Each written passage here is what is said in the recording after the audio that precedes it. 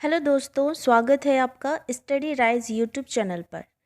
तो हमारी यूपीएससी की प्रैक्टिस सेट सीरीज चल रही है, जिसमें आज हमने टॉपिक लिया है मूल विधि, संविधान और सामान्य ज्ञान का। ये प्रैक्टिस सेट नंबर 12 है। जिसने अभी तक 11 नहीं देखे तो प्लेलिस्ट में जाके देख सकते हैं। यूपीएससी की एक अलग से प्लेलिस्ट बना दी गई है। तो चलिए फिर आज की वीडियो स्टार्ट करते हैं। मोस्ट इम्पॉर्टेंट क्वेश्चन होने वाले हैं। जिसने अभी तक चैनल सब्सक्राइब नहीं किया है तो जल्दी से सब्सक्राइब कर दें और बेल आइकन को भी प्रेस कर दें। और अगर वीडियो आपको पसंद आती है तो वीडियो लाइक, कमेंट, शेयर ज़रूर करें। तो चलिए फिर स्टार्ट करते हैं हमारे पहले क्वेश्चन से। तो हमारा पहला क्वेश्चन दिया है, भ्रष्टाचार निवारण अधिनियम 1988 कब लागू हुआ?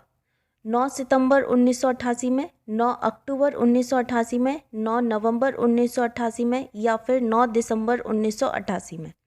तो भ्रष्टाचार निवारण अधिनियम ये लागू हुआ था 9 सितंबर 1988 में। इसकी पूरी डेट है 9 सितंबर 1988 में। ठीक है, इसमें जो सही आंसर है वह है ऑप्शन ए।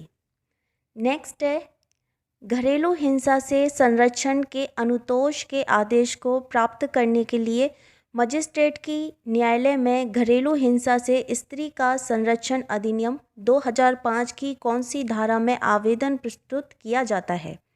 धारा 11, धारा 12, धारा 13 या फिर धारा 14। तो ये आवेदन प्रस्तुत किया जाता है धारा 12 में। ठीक है, धारा 12 में। इसमें सही आंसर हो जाएगा ऑप्शन बी। नेक्स्ट क्वेश्चन है, किशोर न्याय बालिकों की देख रेख एवं संरक्षण अधिनियम 2000 में कुल धाराएं हैं 68, 69, 70 या फिर 71। तो किशोर न्याय अधिनियम 2000 में कितनी धाराएं हैं? तो ये हैं 70। ठीक है, कितनी धाराएं हैं? 70। इसमें सही आंसर है ऑप्शन सी। नेक्स्ट क्वेश्चन है, अनुसूचित जाति एवं अनुसूचित जनजाति अधिनियम कब से प्रभावशाली हुआ है? 30 दिसंबर 1989 में, 30 जनवरी 1990, 25 फरवरी 1990 या फिर 25 मार्च 1990। तो ये कब से प्रभावशाली हुआ है? तो ये हुआ है 30 जनवरी 1990 से।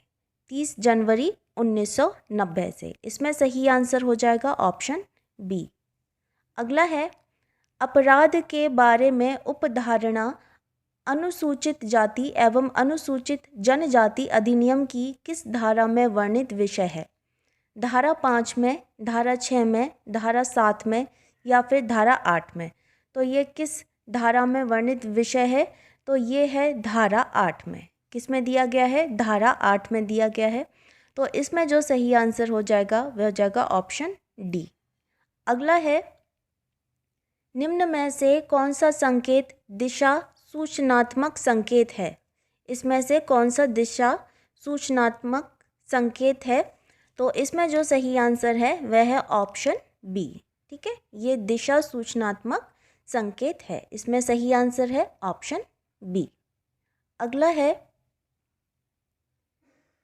पैदल यात्रियों के लिए सड़कों पर मुख्यतः क्या बना होता है? जेब्रा क्रॉसिंग, आई क्रॉसिंग, एफ क्रॉसिंग या फिर आर क्रॉसिंग। तो पैदल यात्रियों के लिए सड़कों पर क्या बना होता है? ये बना होता है जेब्रा क्रॉसिंग। ठीक है, जेब्रा क्रॉसिंग। इसमें सही आंसर है ऑप्शन ए। पर्यावरण संरक्षण अधिनियम की किस धारा में अपराधों का संज्ञान वर्णित है? धारा 17 में, धारा 18 में, धारा 19 में या फिर धारा 20 में। तो अपराधों का संज्ञान किस में वर्णित है?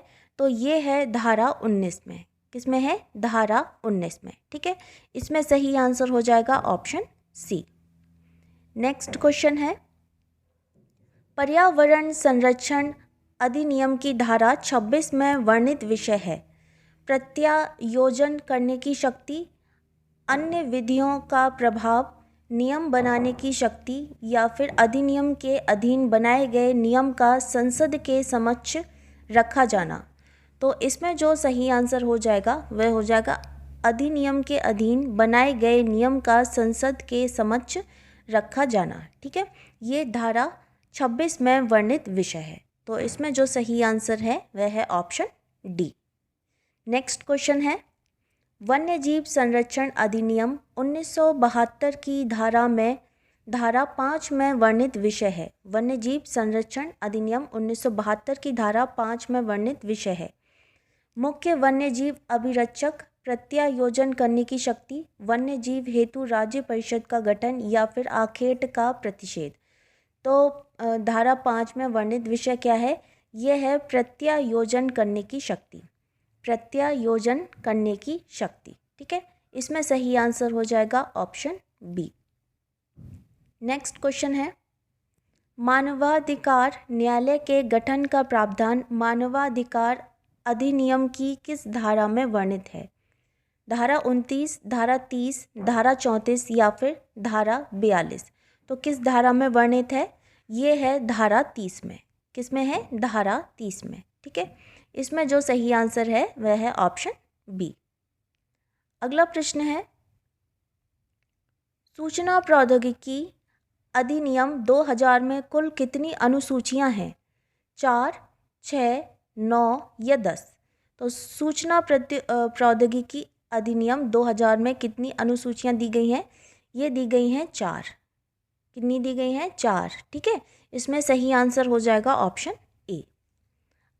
वन्यजीव संरक्षण अधिनियम 1972 की किस धारा के अंतर्गत क्षतिकारक पदार्थ के उपयोग का निषेध है? धारा 31, धारा 32, धारा 35 या फिर धारा 39। तो ये है धारा 32 में। किस में है? धारा 32 में। ठीक है, इसमें सही आंसर है ऑप्शन बी। अगला है, राज्य मानवाधिकार आयोग का अध्यक्ष होगा किसी भी राज्य का राज्यपाल, मुख्यमंत्री, उच्च न्यायालय का कोई न्यायाधीश या फिर उच्च न्यायालय का मुख्य न्यायाधीश। तो कौन होगा राज्य मानवाधिकार आयोग का अध्यक्ष? कौन होगा? तो ये होगा उच्च न्यायालय का मुख्य न्यायाधीश, उच्च न्यायालय का मुख्य न्यायाधीश। ठीक है, इसमें सही आंसर है ऑप्शन डी। नेक्स्ट क्वेश्चन है, भारतीय दंड संहिता 1860 के प्रारूप को तैयार करने वाले व्यक्ति का नाम बताइए। Lord Macaulay, Lord Curzon, Motilal Nehru या फिर लॉर्ड मिंटो। तो आईपीसी 1860 के प्रारूप को तैयार करने वाले व्यक्ति कौन थे? तो वे थे लॉर्ड मेकाले। ठीक है, लॉर्ड मेकाले। इसमें सही आंसर है यह है ऑप्शन ए। नेक्स्ट क्वेश्चन है, भारतीय दंड संहिता में दंगा को कौन सी धारा के अंतर्गत परिभाषित किया गया है? धारा 141, धारा 146, धारा 149 या फिर धारा 159। तो किस धारा में परिभाषित किया गया है? तो ये किया गया है धारा 159 में। ठीक है, धारा 159। इसमें जो सही आंसर है यह है ऑप्शन डी। नेक्स्ट क्वेश्चन है, राष्ट्रीय सुरक्षा अधिनियम 1980 में वर्णित कुल धाराओं की संख्या है 17, 18, 19 या फिर 20। तो कितनी है? 1980 में वर्णित कुल धाराओं की संख्या कितनी है? तो ये है 18। ठीक है, कितनी है? 18। इसमें सही आंसर है ऑप्शन बी। नेक्स्ट क्वेश्चन है, आवेदक को सूचना प्राप्त करने के लिए अनुरोध कौन सी भाषा में किया जा सकता है? सिर्फ हिंदी में, सिर्फ अंग्रेजी में, सिर्फ शासकीय भाषा में या फिर हिंदी या अंग्रेजी या शासकीय भाषा में?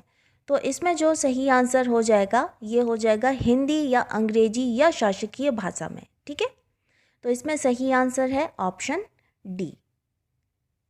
लोक प्राधिकारियों की बाध्यताओं का वर्णन सूचना का अधिकार अधिनियम 2005 की किस धारा में दिया गया है? धारा 3 में, धारा 4 में, धारा 6 में या फिर धारा 8 में? तो किस धारा में दिया गया है? तो ये है धारा 4 में। ठीक है, किस में है? धारा 4 में। ठीक, तो इसमें जो सही आंसर है वह है ऑप्शन बी। अगला प्रश्न है, मिलिट्री जल सेना तथा वायुसेना अथवा अन्य विधि का प्रभावित न होना भ्रष्टाचार निवारण अधिनियम की किस धारा में वर्णित है?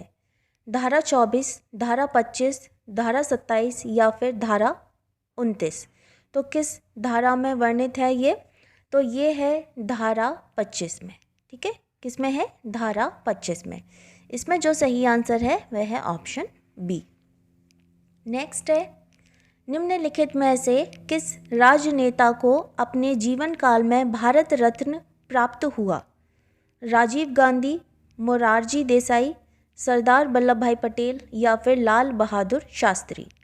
तो किसको हुआ? किस राजनेता को अपने जीवन काल में भारत रत्न प्राप्त हुआ? तो ये हुआ था मोरारजी देसाई को। ठीक है, मोरारजी देसाई को। इसमें जो सही आंसर हो जाएगा वह हो जाएगा ऑप्शन बी। अगला प्रश्न है, वह संगठन जो कृषि एवं ग्रामीण आवश्यकताओं के लिए ऋण की देखरेख करता है वह कौन सा है? FCI है, IDBI है, नाबार्ड है या फिर ICAR है? तो कौन सा है? तो ये है नाबार्ड। ठीक है, कौन सा है? नाबार्ड। वह संगठन जो कृषि एवं ग्रामीण आवश्यकताओं के लिए ऋण की देखरेख करता है, तो वह कौन सा है? वह है नाबार्ड। ठीक, इसमें सही आंसर है ऑप्शन सी। नेक्स्ट है, भारत में कौन सी दलीय पद्धति विकसित है? एक दलीय, द्विदलीय, बहुदलीय या फिर दल विहीन? तो कौन सी दलीय पद्धति विकसित है भारत में? तो ये है बहुदलीय। ठीक है, कौन सी है? बहुदलीय। इसमें सही आंसर हो जाएगा ऑप्शन सी। नेक्स्ट क्वेश्चन है, पश्चिम बंगाल की मुख्यमंत्री ममता बनर्जी ने किस बॉलीवुड अभिनेता को राज्य का ब्रांड एम्बेसडर नियुक्त किया है?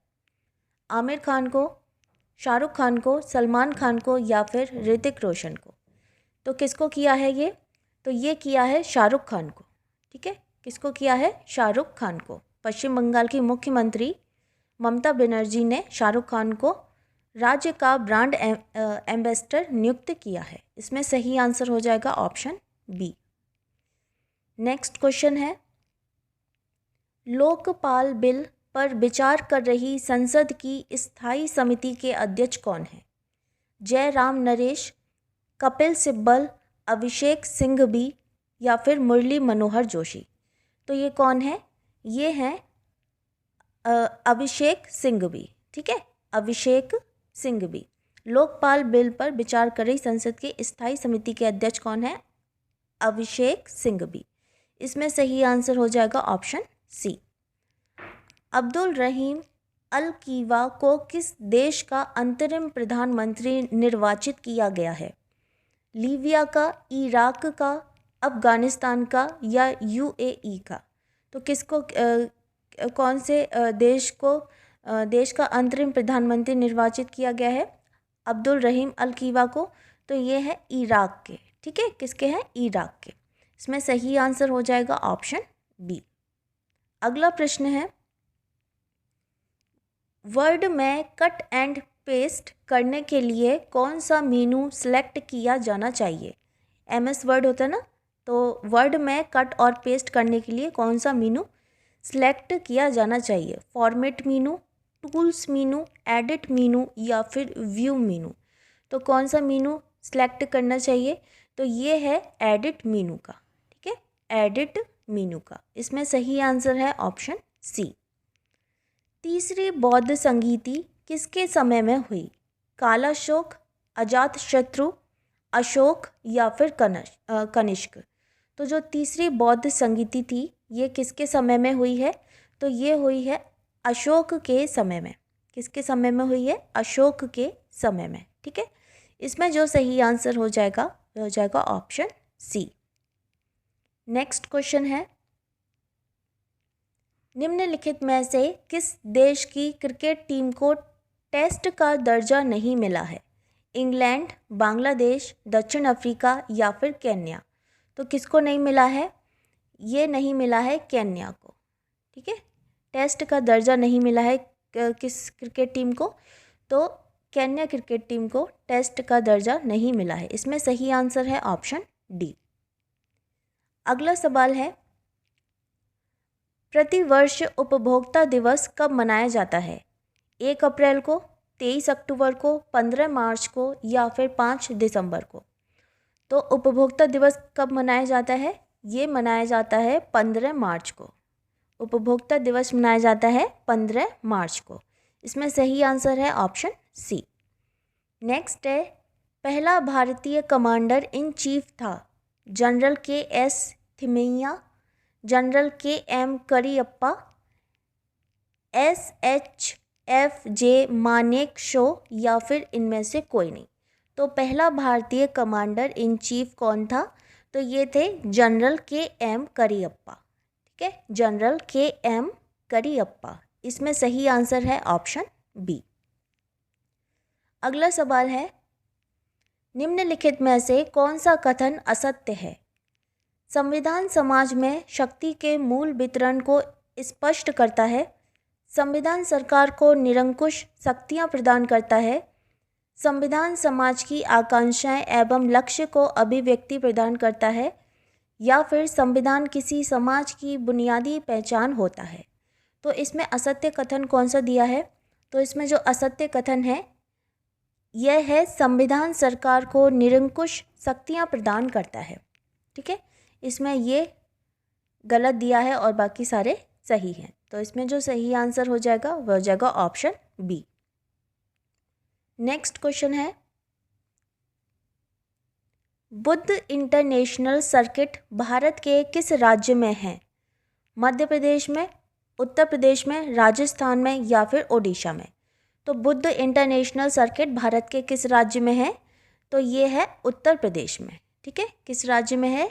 उत्तर प्रदेश में। इसमें सही आंसर हो जाएगा ऑप्शन बी।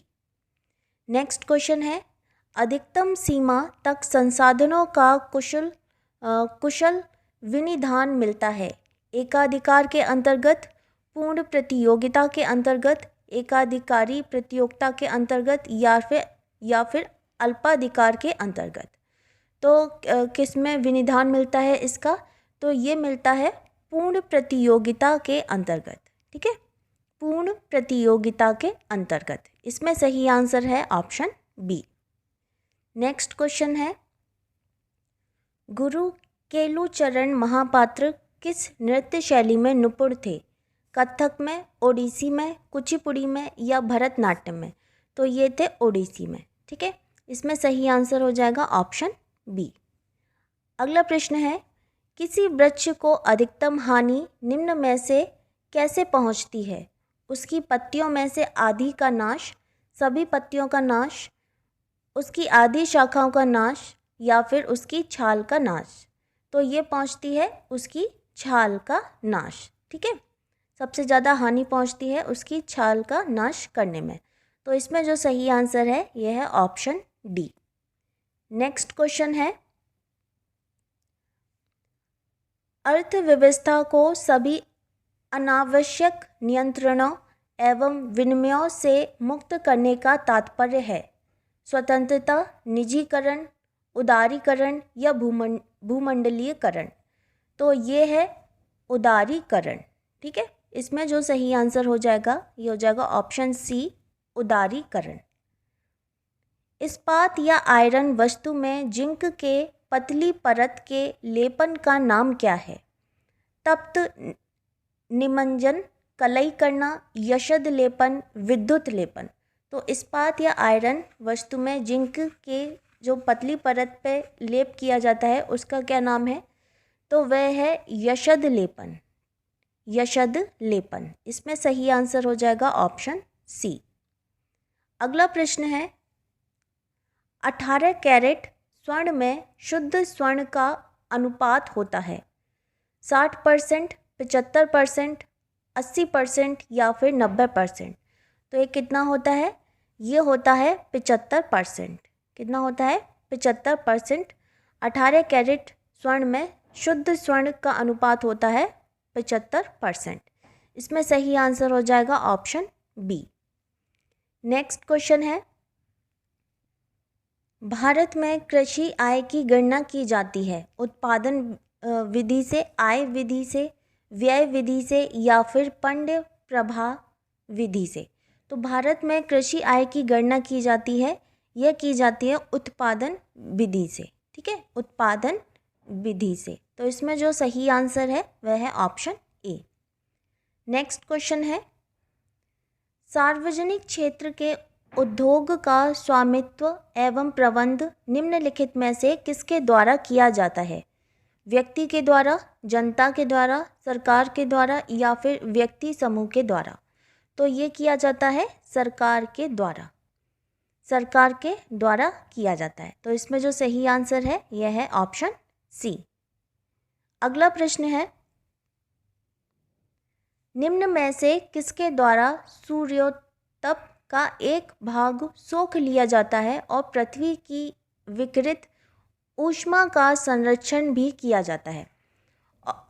ऑक्सीजन के द्वारा, नाइट्रोजन के द्वारा, जल वाष्प के द्वारा या फिर कार्बन डाइऑक्साइड के द्वारा? तो किस में संरक्षण किया जाता है? ये किया जाता है जल वाष्प के द्वारा, जल वाष्प के द्वारा। इसमें सही आंसर है ऑप्शन सी। दिल्ली के प्रथम सुल्तान जिन्होंने दक्षिण भारत को पराजित करने का प्रयास किया, कुतुबुद्दीन मुबारक, नसरुद्दीन खुसरव शाह, अलाउद्दीन खिलजी या फिर जलालुद्दीन फिरोज? तो दिल्ली के प्रथम सुल्तान जिन्होंने दक्षिण भारत को पराजित करने का प्रयास किया था वह कौन थे? तो ये थे अलाउद्दीन खिलजी। ठीक है, अलाउद्दीन खिलजी। इसमें सही आंसर हो जाएगा ऑप्शन सी। नेक्स्ट है, स्वयं को दूसरा सिकंदर या सिकंदर ए सानी कहने वाला सुल्तान था? बलबन, अलाउद्दीन खिलजी, मोहम्मद बिन तुगलक या फिर सिकंदर लोदी? तो स्वयं को दूसरा सिकंदर कहने वाला जो सुल्तान था वह कौन था? अलाउद्दीन खिलजी। ठीक है, अलाउद्दीन खिलजी। इसमें सही आंसर है ऑप्शन बी। चारागाह को कहाँ पर पंपास कहा जाता है? अफ्रीका में, दक्षिण अमेरिका में, ब्रिटेन में या फिर संयुक्त राज्य अमेरिका में? तो कहाँ कहा जाता है पंपास? तो ये कहा जाता है दक्षिण अमेरिका में, दक्षिण अमेरिका में कहा जाता है पंपास। इसमें सही आंसर है ऑप्शन बी। नेक्स्ट क्वेश्चन है, नील नदी का स्रोत क्या है? Lake Nasser, lake Victoria, lake Chad या फिर लेक तंगनाइका? तो ये है लेक विक्टोरिया। नील नदी का स्रोत क्या है? ये है लेक विक्टोरिया। ठीक, इसमें जो सही आंसर हो जाएगा वह जाएगा ऑप्शन बी। कौन सा ग्रह हरे प्रकाश का उत्सर्जित करता है? बृहस्पति, शुक्र, यूरेनस या फिर वरुण? तो कौन सा ग्रह हरे प्रकाश का उत्सर्जन करता है? तो ये है यूरेनस। कौन सा है? यूरेनस। इसमें सही आंसर है ऑप्शन सी। नेक्स्ट है, सूर्य की बाह्यतम परत को कहते हैं वर्णमंडल, प्रकाश मंडल, किरीट या कोरोना या फिर स्थल मंडल? तो जो सूर्य की बाह्यतम परत होती है, बाहरी परत होती है, उसको हम बोलते हैं किरीट या फिर कोरोना। ठीक है, तो इसमें जो सही आंसर है यह है ऑप्शन सी। नेक्स्ट है, वित्तीय आपात स्थिति घोषित की जा सकती है अनुच्छेद 360 द्वारा, अनुच्छेद 361 द्वारा, अनुच्छेद 370 द्वारा या फिर अनुच्छेद 371 द्वारा? तो वित्तीय आपात स्थिति घोषित की जा सकती है, यह की जा सकती है अनुच्छेद 360 द्वारा। ठीक है, अनुच्छेद 360 द्वारा। तो इसमें जो सही आंसर है यह है ऑप्शन ए। भारत के राष्ट्रपति पद के लिए चुनाव लड़ने वाले उम्मीदवार की न्यूनतम आयु क्या निर्धारित है? 35 वर्ष, 60 वर्ष, 55 वर्ष या फिर इनमें से कोई नहीं? तो भारत के राष्ट्रपति पद के लिए चुनाव लड़ने वाले उम्मीदवार की न्यूनतम आयु होनी चाहिए, यह होनी चाहिए 35 वर्ष। कितनी होनी चाहिए? 35 वर्ष। ठीक, तो इसमें जो सही है वह है ऑप्शन ए। तो ये थी आज की वीडियो। उम्मीद करती हूँ आपको पसंद आई होगी। मिलते हैं फिर बहुत जल्द नेक्स्ट वीडियो में। तब तक के लिए थैंक यू सो मच।